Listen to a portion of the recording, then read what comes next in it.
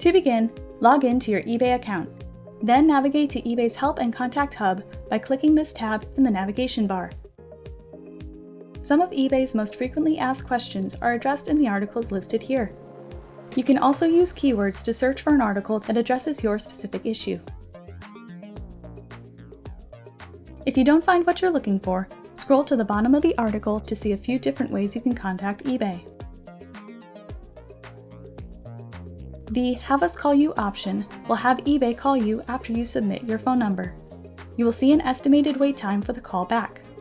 For assistance with fraudulent activity, you can call this number here. We'll also put it in the description below. This line cannot be used for other account issues. Another option is to chat with eBay's automated assistant. When you select this option, you will enter a chat with an AI that will use prompts to assist you.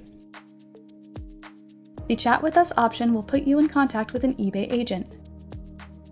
You may be prompted to answer a few questions first, so you can be paired with an agent who can best help solve your issue. You can also get in touch with eBay through Twitter. Tweet the @AskEBay handle to receive help from an eBay team member.